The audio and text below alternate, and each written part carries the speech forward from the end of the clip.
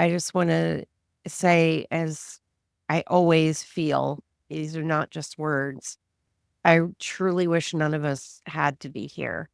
Grief is not something that we choose, but we can find ways to choose how we treat ourselves during the grieving process and during the holidays. And by showing up here, it means you are doing something for yourself. You're seeking comfort, you're seeking support, and hopefully you will get some wise guidance through this talk. So I'm going to mute everyone for now. Again, when we do Q&A, I'll stop the recording and you can speak your truth. But I'll introduce myself briefly for those of you who don't know me. I'm Heather Stang and I'm a grief therapist. But today, while I'm talking about grief and the holidays, it's really important for you to understand that I am absolutely no different from you in coping with grief in the holidays. I just have some education and knowledge that has accrued over decades. My very first loss happened right before Thanksgiving when I was 7 and my uncle Doug died by suicide. And I have him in the center of this picture of people and animals that I've loved and lost. Doug's in the pink shirt holding me as a baby. And right above him is my uncle Don, who had died a few years before. So once that holiday season hit, all 4 of my grandparents had lost a child. Both of my parents had lost their only sibling, and I was raised in a bereaved family. And that has been somewhat my normal my whole life. So I'm comfortable in this space, even though I really wish we didn't have to feel it. So that first Thanksgiving, when we'd gone up down to North Carolina for Doug's funeral and to be with family in October when he died, but then we returned again in November for Thanksgiving. And my grandmother tried her best to do what she always did and prepare a large Southern meal. My granddad had hunted quail. He always shot mistletoe out of trees. And she did everything the way she always had done and with a smile on her face. But I can imagine that deep inside, she was not smiling. And maybe she chose to do that because it gave her a sense of normalcy.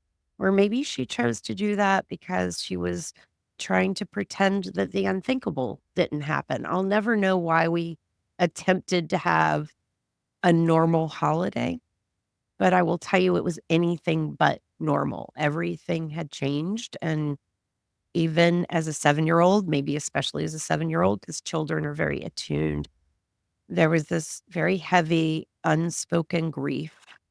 There was an unsaid message that we were not to talk about the losses, and no one dared say how they really felt. And so I remember sitting there watching the grown-ups kind of basically put on a play, and this code of silence really became the culture of our family grief moving forward and is understandably why I do what I do today.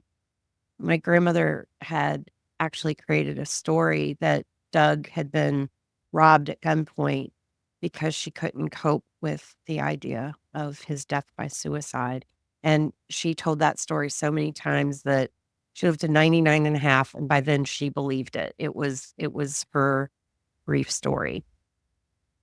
I understand that was her way to cope, but here's the thing. By our family not talking about our feelings, not talking about missing someone, not talking about the heartache of grief, it meant that we lost more than my uncles. We lost an honest relationship with each other. We lost support with each other.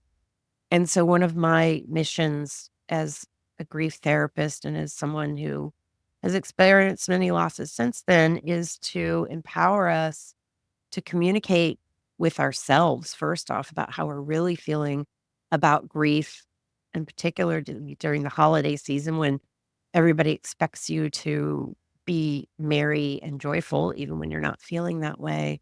But to find ways to connect with the people in your life that can provide support, which sometimes are the people closest to you, and sometimes it's not. So my goal today is to give you some tips on how to cope with this and hopefully just inspire you to take care of yourself. So, first, why are the holidays so hard? Because grief is hard itself, right? On any day that ends with Y, it's painful. But during the holidays, there are heightened emotions. We have all these memories. There's a contrast of past joyous seasons and our current loss. There's societal pressures and expectations, again, for you to be merry, for you to show up to parties, for you to buy gifts, for you to do all the things. And constant reminders of the season are everywhere. It's very hard to escape them. Even if you yourself don't put up a tree or don't decorate, you're going to drive down your road going home and you're going to see Christmas lights or you're going to hear a song come on the radio or on the television. And then there's the disruption of routines and traditions. And by routines, I mean just regular work, which for some people, not everybody, but for some people provides a sense of normalcy. It provides a break from feeling grief or at least a little bit of a different focus. And then when you don't have to go to work, you kind of are hanging out with your own feelings. And of course, traditions, those things that you've done for years or decades with your loved ones, what do you do about those? How do you cope with putting up a tree when that was a family activity or lighting the menorah? How do you continue forward or modify this tradition to support you where you are now? We're going to talk specifically about that a little later. And then finally, there's just an overall shift in family and friend connections when you're grieving. Again, this is with or without the holidays. Many of you have probably noticed that some of the people you expected to show up and support you are nowhere to be found or might even be saying insensitive things to you. It could be that the people closest to you are also grieving and they're grieving in a different way. It might be that people don't understand at all what you're going through. And so here you are in this season where it's an extra load without the people you normally lean on. And the reality is, we each grieve in our own way, and your grief is as precious as the relationship you have with the person who died. So you've probably noticed that other family members are reacting differently. That you might all miss the person, you're all sad this happened, but one person might want to talk about him all the time. Another person might not want to talk about him. One person is talking about happy memories. One person's talking about the death story, and that can create some friction. So it's important to remember your grief is as unique as the relationship between you and your loved one. And so, what you need to navigate grief and grief during the holidays may be different from even those that are closest to you.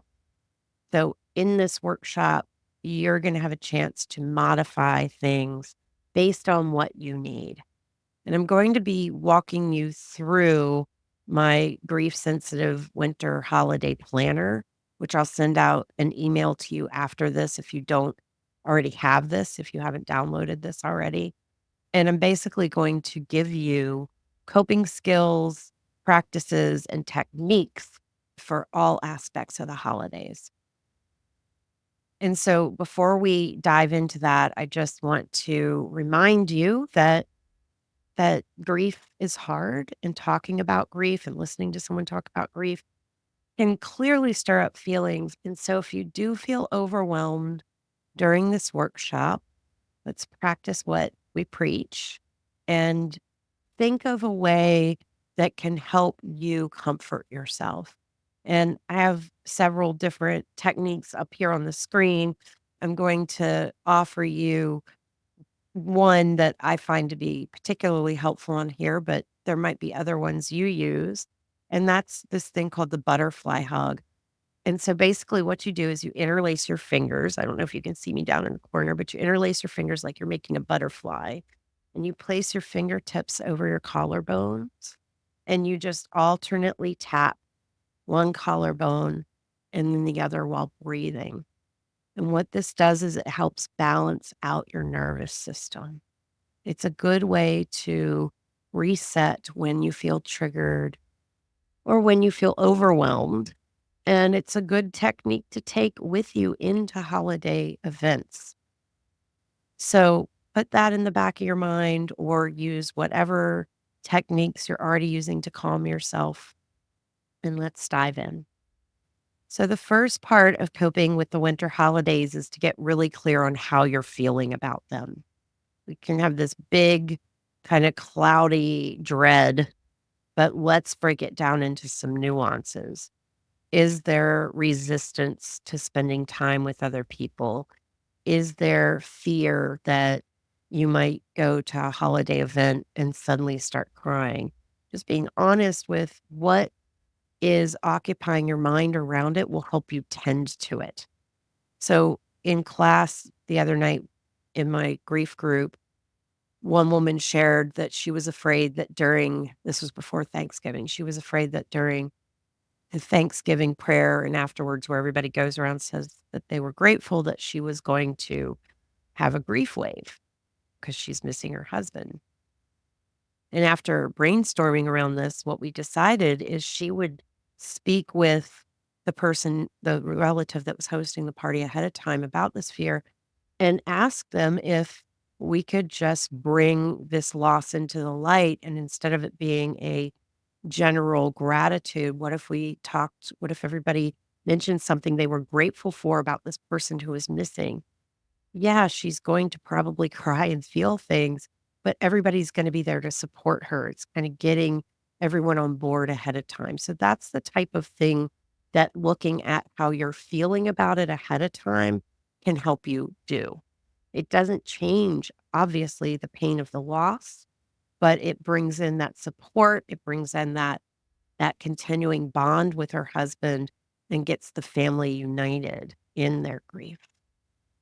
So you can jot this down now if you have pen and paper, or you can do this later. But when you get this holiday planner, it has a section for you to just list how are you feeling. And you might have some ambivalent feelings too. You might be feeling dread that your loved one is missing, but also hopeful that connecting with other family members might bring you some peace.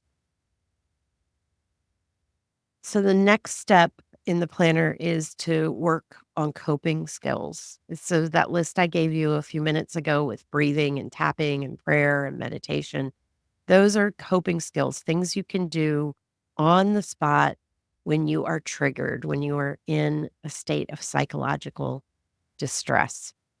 And many of my clients find that having a list of what works for them in advance, like literally writing it down rather than just trying to remember it, can help them access that list in the moment when you feel hit by a grief wave. This can be anything like taking deep breaths, going for a walk, listening to a comforting song, popping a peppermint in your mouth, calling a supportive friend, things that are going to help you calm down and feel a little more centered. And it's not denying the pain, it's taking care of yourself in the moment. Now, there are, of course, ways that we can cope with pain that aren't helpful in the long term. And these would be called maladaptive coping skills. And these can include things like self harm, lashing out at someone, excessive drinking, excessive eating, excessive shopping. And I am not judging this because these, the excessive eating, drinking, and shopping definitely can show up in my behavior. And I have to watch that. And when I notice, like everybody in my group knows that I'll say if I went and bought a bag of barbecue potato chips, it is kind of a sign that I'm not doing okay because I will take those home and eat them all. So again, there's a time and place for this, but we don't want to be doing it all the time. We want to actually tend to the distress. And it's worth noting that some behaviors may fall into the helpful or not so helpful category, just depending on the purpose and the person and the duration. So Distraction, for instance, might be a very skillful choice if you are in a situation where everybody is getting on your last nerve and you decide to leave and go outside. That's a good choice. If for the rest of your life you avoid everybody in your life, that's going to be unskillful. So again, we want to find just some equanimity and some compassion that sometimes we need a distraction. So when you're faced with these unexpected waves of grief, it's helpful to just accept that there are going to be times when you feel tipped over when you're grieving, especially when you are surrounded by holiday triggers. So it's helpful to know what those triggers are so you can anticipate them. A trigger could be everything from a particular meal, a song, or that uncle that always says something really insensitive. You want to understand what you can control and what you cannot. Keep track of what helps and do more of that. Know who you need around you. This includes people and pets. Not enough people talk about the support of pets in grief. And know what you need, what creature comforts are helpful to you. It could be soft blankets, it could be music, it could be chocolate. Maybe it's a little pin that your mother wore that reminds you of her, that brings you comfort. And it's also helpful to designate a physical safe space during the holidays. This could be a place in your house where it could be like a meditation corner or a special chair where you're like, when I'm in this place, I am taking care of myself. I'm tending to my pain. Or it might be your car when you're at a holiday party or at work, because you can go sit in your car and more than likely no one will bother you. More than likely. Of course, it depends on your family, right? So that's how to assess your coping skills. And there's a spot on the worksheet, again, that I'll send out after, where you can make a list of your coping skills in advance so that what they are when you're feeling overwhelmed. The other side of the coin is self-care. Self-care, in my definition, is an activity that you do regularly, that you do frequently, that helps you calm your nervous system, that helps you take a break from your pain. This doesn't have to be something that takes up a lot of time. I recommend that everybody find something that's just 3 to 5 minutes a day, whether it's meditation, taking a few breaths, savoring your tea, walking outside, meditating, praying. It might be waking up and giving yourself a hug. Just a little something that every day sets that intention to care for yourself. Then once a week, you could carve out some time to do something a little longer, maybe an hour to spend with your best friend, to walk your dog, to read a book, to go to a yoga class, to run, whatever your self care practice is. It's a time for you to recharge and reconnect with yourself. And then finally, every month, giving yourself a bigger chunk of time, like 3 to 5 hours to really reset. This could be a hobby. Maybe you knit, maybe it's crafting, maybe it's golfing, taking a quiet drive through the country. These longer stretches of time that are devoted to being with yourself are going to help you feel a lot better in your body and your mind. Now, I'm not saying that taking a bubble bath or doing something like that is going to fix grief. That's not the point. The point of self care activities is to help your body calm down so that in addition to the grief you're coping with, you're not also coping with physical health and mental health concerns. You're giving your body a chance to reset, you're giving your mind a break. In the early days of grief and loss, obviously, taking 3 to 5 hours a day out a month might just not be tenable. That's okay. Focus on the 3 to 5 minutes a day first and add in things as you can. And this will help you build some resilience into your life. And These first two things are what I really think of as the givens. The first is checking in with a healthcare provider if you have had a recent loss, just to get a baseline reading on your health. The givens are getting sleep, getting nutrition, hydration, and movement. Sleep is really, really hard when you are in grief. It's really actually hard for most people. We have a sleep crisis in this whole world where most people aren't getting enough sleep. So using this time to really practice good sleep hygiene, which I have some articles on my website about that. If you just go to heatherstang.com and type in sleep, you will find some really good tips on how to better your sleep during grief. With nutrition, it doesn't mean you have to be perfect or a saint. It just means try to get a little broccoli in there with the casseroles and the cookies. Try to get some things into your diet that are going to help your body navigate grief, because grief isn't just a heart thing and it's not just a head thing. It is also very much a body thing. Hydration, getting plenty of water, and movement. Movement can be whatever movement is to you. It might be a gentle walk around the neighborhood. It might be a vigorous yoga class. It's different for each person. But as my podcast co-host and I talk about in our podcast, which is called Moving Grief, this is what we're really trying to do, literally and figuratively, is move the grief through our body, through our heart, through our mind, so we can focus on the love that remains. Schedule some time to enjoy the people and the animals around you. We're going to talk about your support system in a moment. Schedule some alone time, doing something pleasurable and creative when you're ready to get to that point. Again, for those of you who are early in loss, the idea of doing something pleasurable or creative might just be like so far fetched. Don't worry about that yet.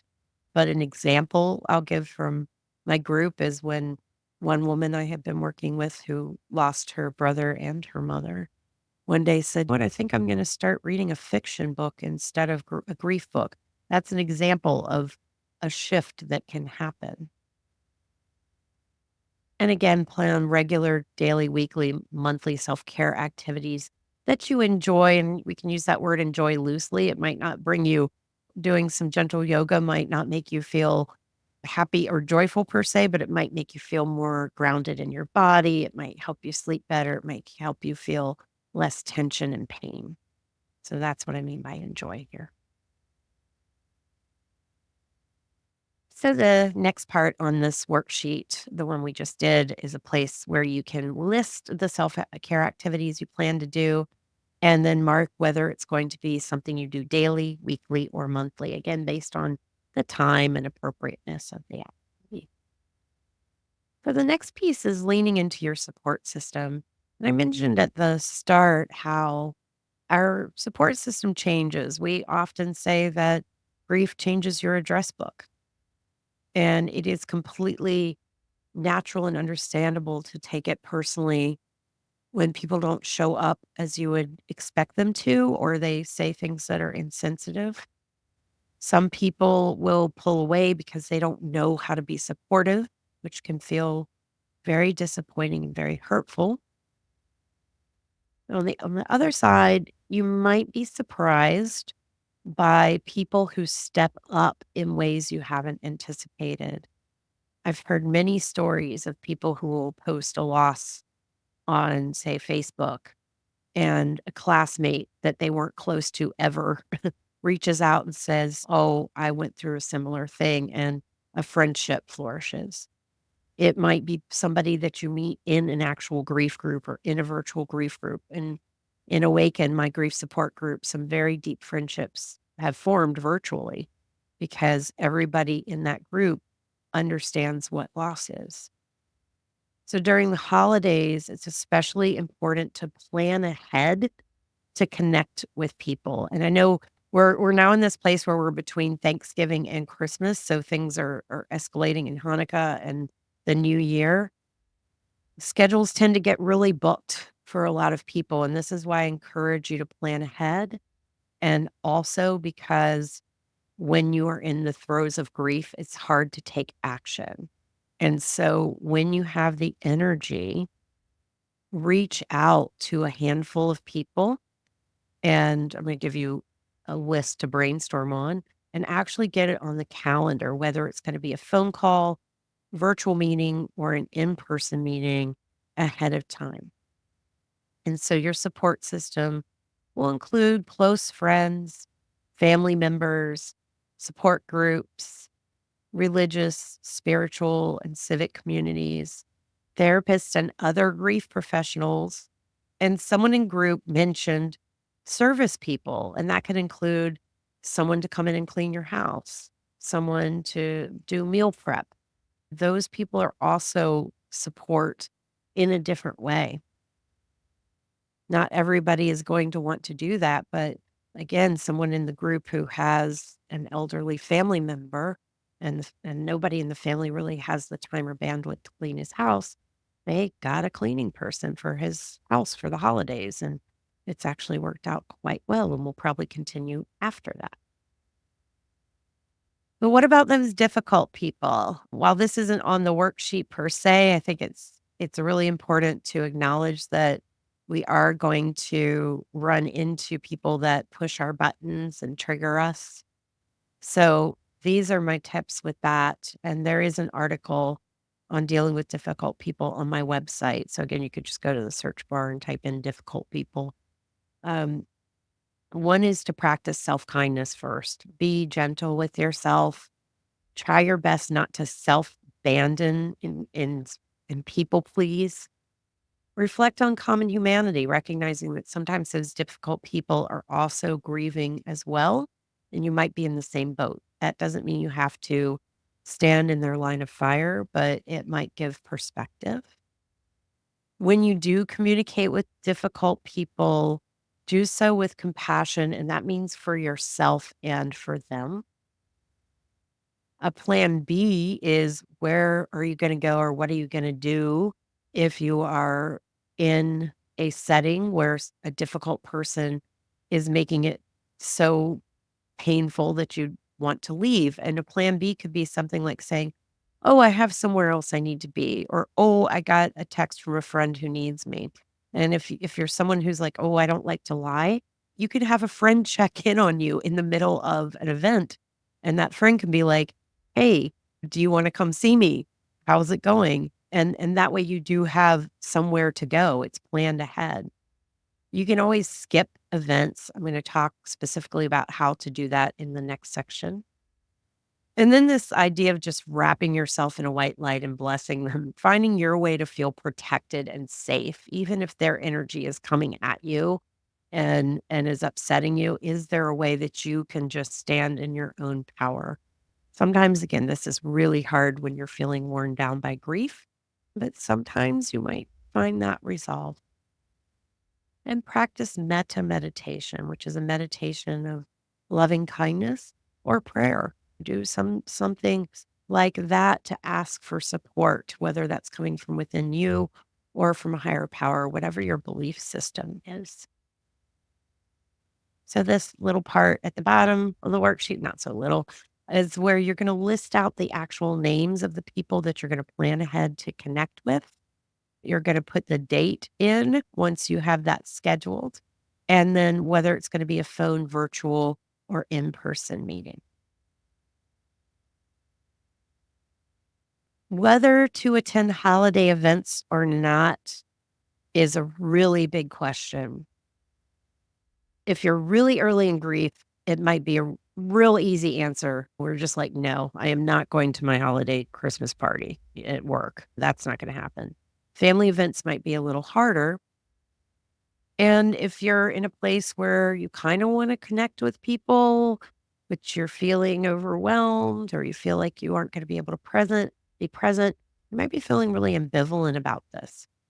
So I've created a way to consider how whether or not to go, and then how to decline an event. And so the first thing is to evaluate your emotional capacity. Are you going to be able to go to this event, get something out of it, and be present? Or are you going to spend the whole time wishing you weren't there? The second step is to consider the significance of the event. If it is a holiday gathering where some relatives that you care about have flown in from Australia, that's pretty significant. If it is the same group of people you see every Sunday for dinner, it might not be as significant. It's just kind of the same thing, but on holiday. And trust your instincts. You're going to have a felt sense of whether you want to go to this event or not, and give yourself some time and space to really give it some thought. Do I really want to go to this? And no, in many cases, you might be able to have it be open-ended where you say to somebody, "I'm not quite sure how I'm going to feel. I don't know. It's weeks ahead. It's grief is an evolving event. So is it okay with you if I let you a couple hours before, or do you need an answer right now?" That's one way of dealing with it. But if you decide you want to completely decline an event, here are some steps you can take to do it so that you feel like you're honoring your needs, but you're also keeping the connection with the person who invited you. A lot of people who are grieving have complained that they will tell somebody, "This year, I would like to skip this event." And then the host kind of argues with them. "Oh, but you can't spend the holidays alone. Oh, but we really want you to be there." And that's coming from a good place. It's not that they think you should self-abandon your needs. So we want to reply in a way that lets them know we've put some thought into it and we care about them. So here are some steps. First, thank them for the invitation and express your gratitude for being included. The second thing is to let them know that you have given it a lot of thought so that they know this isn't a rash decision. I've given this some thought and I've decided to prioritize my well-being if that's appropriate for you to say to them, or I've decided I really need to have some quiet time this year. You can be honest but brief. You could tell them if it's an appropriate thing to tell this person. My grief waves come and go, and it's really exhausting for me to monitor that in public, or I just feel overwhelmed in crowds. But you don't have to give them absolutely every detail why you're not coming. Although somebody in group came up with a really beautiful response here where she was not so brief and she was going to say to the person, "I really appreciate you inviting me, but I've really decided I need to stay home and do a little mini retreat. I'm going to have some healthy food. I'm going to play calming music, do my yoga practice and journal." And I kinda liked that too because it was so specific that the person she's telling isn't gonna be worried about her well-being. It's really clear. And then finally, offer to connect later. I think this is a really key piece. For most of us, it's not that we don't wanna connect with someone. It's that we don't wanna be in large crowds of happy people celebrating the holidays when we're grieving. So you can say something like, "While I can't attend this, I would love to get together and go for a walk with you, or I'd love to maybe meet one on one and have some coffee," or some alternative where it's you and me. You're showing them you care about them. You're getting yourself more support, but on your terms and in a way that you can manage it. So there is a section on the worksheet where you can list the events, decide yes or no. Then you can even write that little script that I gave you. How are you going to say no in a way that nurtures the relationship and where you don't have to fight them back? And then this final section before we get into Q&A is about holiday traditions. There's a difference between a tradition and a habit. A tradition is a custom or a belief that is handed down within a family or society. It's often through generations, it's performed in a specific way, and it usually holds some sort of significance. And it can be tied to kind of family norms, and this is what we always do. A habit is something you would do habitually. You might not put a lot of thought into it. You just do it because it's always been done like this. Whereas a ritual is something that has some meaning to it. So I like to think about holiday traditions as to whether they are a ritual where there's some meaning or is it a habit. I also like to think about whether it brings me comfort or amplifies my grief. And so evaluating each tradition carefully and choosing whether it's something you want to keep, you want to modify, or you want to release is going to be the process with these traditions. So evaluate each tradition you have with care, align your choices with your emotional needs, use intentional decisions to empower you. There can be a feeling like if I don't do the same tradition I've always done this year, it's yet another loss.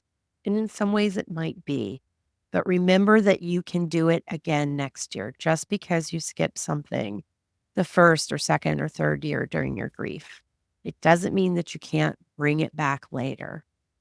So keep the things that matter, release those that don't.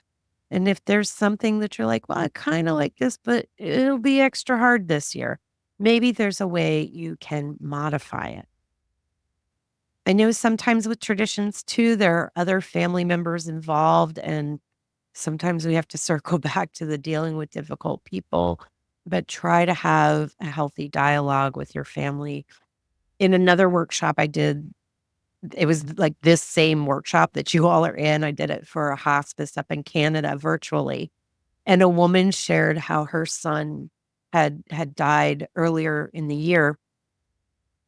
And she timidly reached out to the family and said, I don't want to do gifts this year. And the rest of the family was like, "Oh, thank goodness. Neither do we. Let's just spend time being with each other and comforting each other in the grief and remove gifts from the table this year." And she was like, "Why haven't I been asking for what I need more often?" These people were so supportive. Of course, not every family is going to be like that, but you don't know until you check in. So everybody might be feeling the same way, and you don't know unless you have a conversation. So there's a section here where you can list your major traditions and whether you're going to keep, adjust, and modify them. And then this final piece, this is where traditions and grief can really align. And it's about creating a new tradition that honors your loved one. It's about bringing light to the love that remains. And I have a practice that can help you do this. There's a lot of lists out there. I have a list right here of the types of things you can do. Some of these can be done with children. One of my favorites that can be done with adults and children is creating a centerpiece for a table where everybody brings a little object or something, a memorabilia of the person, and that goes in the center. It can include photographs. It might be drawing a picture of favorite memories, and this is with children, a favorite holiday memory. But then there's things like memory jars where everybody writes down something that they loved and remember about the person, and then everybody randomly draws one and reads it around the table. There might be a candle lighting ceremony at the beginning of the meal where you're inviting their spirit, their essence in. It might be an empty seat at the table, which I want to tell you a quick story about an empty seat that I experienced. And it wasn't at the holidays, but it was at somebody's birthday. It was a family I wasn't super close with. It was a new friend, and it was the new friend's birthday. And I was invited to go get crabs. I'm in West Virginia, but I'm near Maryland. And this person's father had recently died. And we're in the restaurant and they had a seat. They kept a seat at the table for the father and asked the server to bring the largest crab she could find from the kitchen and put it at that empty seat. And they ordered the empty seat at Coke. And everybody talked about the memories and how much you would love this. And there's laughter and tears. This is sad and beautiful. But it wasn't about denying the grief. The person didn't necessarily want it to be about them and their birthday. They wanted it to be about their dad. And it was just such a beautiful expression of love. And so that's what a seat at the table can be like. It doesn't have to be you set a seat and then you don't talk about the seat. The idea is you're bringing them in because we know that the relationship lives on. Even if they are no longer physically here, you're still thinking about them, talking to them. If you're like me, you're still asking them questions. Maybe you're still having arguments with them over whether how you cook the stuffing or something like that. So to come up with your own new tradition, the first thing you want to do is think about a favorite holiday memory with your loved one. And then think about the feelings that came up during that time. Because the idea is that it's not so much about the memory itself, it's how do you feel when you're with that person. And I have a little word cloud on the sheet where you can circle different emotions that come up and you can circle different feelings. And then using those feelings as a compass, you can think creatively about your new traditions. How how am I going to bring this feeling of this person into the holiday season? So let's say that the memory is a very humorous one. It's something that they did that made everybody laugh and every year you laugh about it. Well, maybe your tradition actually is a humorous one. Maybe it's that there is a retelling of that story every year. Or maybe it's that the person was incredibly compassionate and caring and giving, and they took care of so many other people. Maybe that then your new tradition is about embodying that, caring for other people. Maybe there's a charity event, maybe there's a donation, maybe you all do some sort of walk in their honor. So the idea is that it's not just yet another habit, but that it has meaning tied to the imprint that this person has left on you and your family. So those are some steps for coping with holiday grief. And again, I'm going to send out the worksheet to you. Along with that will be a link to the article about the worksheet, which then has links to more details about each step in there. I've basically written a book through these articles that you can go through for each one of these. And finally, I just wanted to address children because since I was a grieving children, this is so close to my heart. And some of this will apply to the grown-ups too, but the kiddos, it's important to allow this year to be different and not try to force it to be the perfect holiday season because the children are going to understand that the adults aren't necessarily feeling the way they're behaving. There are secondary losses that happen. Financial hardships sometimes come with loss, and so it might be about talking to them that there are gonna be fewer gifts this year. Or if you don't have the energy to cook a meal for the whole family, letting them know this year we're ordering out, but just having a conversation with them about what's going on in an age appropriate way. Children are very sensitive to your stress, so don't take on more than you can. Understand too that there are developmental variations, pardon my typo there on the screen. When children are around 3 to 5, they generally feel that death or believe that death is a physical relocation and that the person lives somewhere else. So, for example, someone was sharing that their niece was saying how my mother handed me a scarf down from heaven. This is how children see this. When they're 5 to 9, they will often see it as death as a personification and it's something that can be avoided.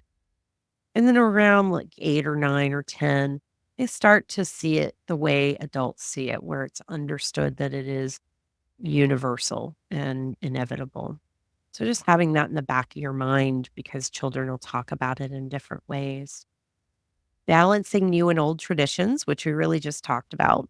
If a child's mother died, and let's say the mother usually would read the night before Christmas on Christmas Eve, you could skip it. You could have someone else read it, or you could find a different book. One of my favorite children's grief books is called The Fall of Freddie the Leaf.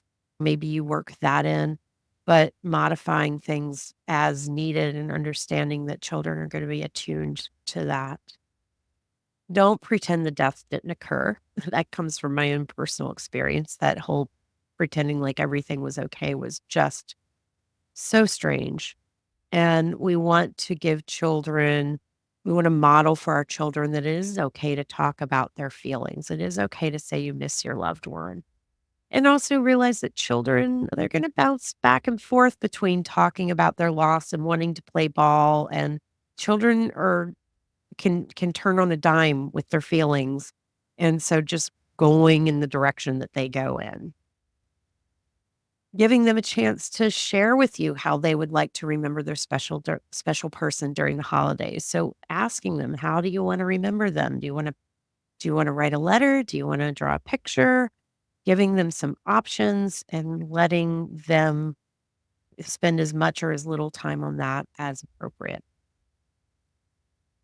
You might want to consider age appropriate volunteer opportunities in honor of the special person. It might be volunteering like at a 5K in honor of maybe a cause that they believed in. It might be donating toys to other children. There's so many different ways to do that. And then finally, sticking to routines as much as you can, but allowing for some flexibility. Kind of goes back to what I was saying about adults and work. For some people, that brings comfort. For children, routine can bring a lot of comfort. But if bedtime is 9 o'clock and at 8:55, they want to start talking about their mom, let them talk. You don't need to force them to go to bed right away, right? So finding a balance there. That's true for us too. So that is my tips. And if you want to know more about grief and loss through my lens, these are some of my books, or I guess all of my books. Navigating Loss is about non death loss. Living with Grief is about death loss. And From Grief to Peace is a guided journal. And if you speak French, there's a version of Living with Grief in French. Thank you for listening to this workshop. I hope you found it helpful.